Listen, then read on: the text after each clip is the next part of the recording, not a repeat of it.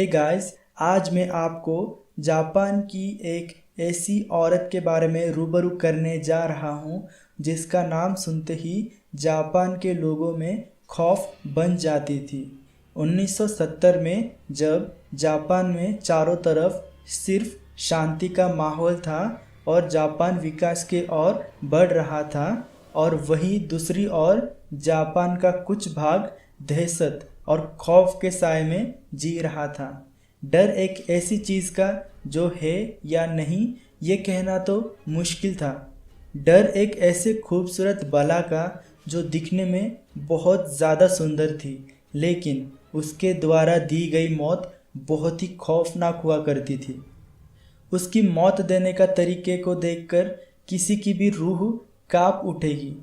डर एक ऐसे आत्मा का जो जापान के गलियों में अपने सवालों के क्यों जापान की गलियों में सन्नाटा छा जाता है।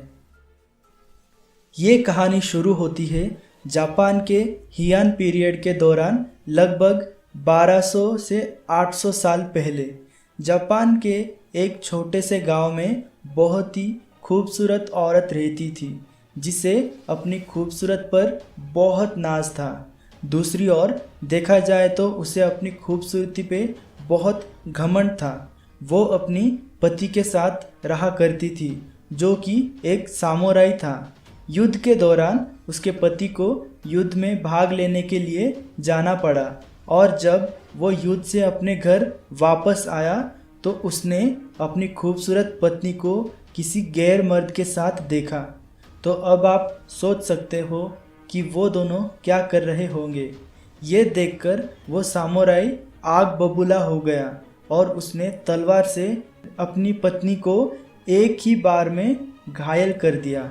उस तलवार के वार से उसकी पत्नी का चेहरा पूरी तरह से फट गया। अब कौन तुम्हें खूबसूरत कहेगा, इतना कहकर वो सामुराई हमेशा हमेशा के लिए अपना घर छोड़कर चला गया।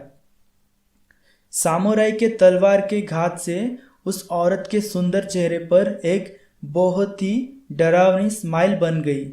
जब उस औरत ने चेहरे का ये हाल देखा तब उसे ये महसूस हुआ कि जिस खूबसूरती पे उसे नाज था वो चेहरा अभी बहुत ही डरावना दिखाई देता है।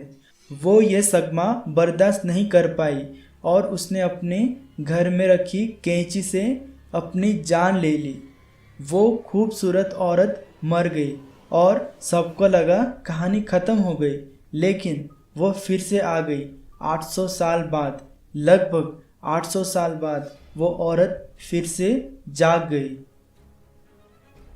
और जापान के सुनसान रास्तों पर कुचिसोका ओना के चेहरे पर सर्जरी का मास्क पहने ज़्यादातर बच्चों को अपना शिकार बनाती थी।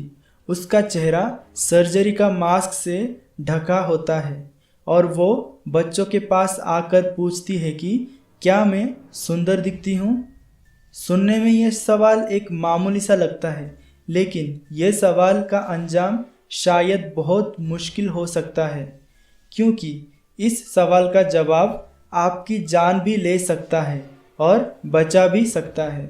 लेकिन प्रॉब्लम यह है कि सवाल का कोई सही जवाब नहीं है, क्योंकि कोई भी इस सवाल का ना में जवाब देता कुचिसोका ओना उस पर कैंची से वार कर देती। अब हाँ में होता तो वो अपनी कैंची से जवाब देने वाले चेहरे पर भी ठीक अपने जैसे घाव बना देती थी, जिससे लोगों की मौत हो जाती थी।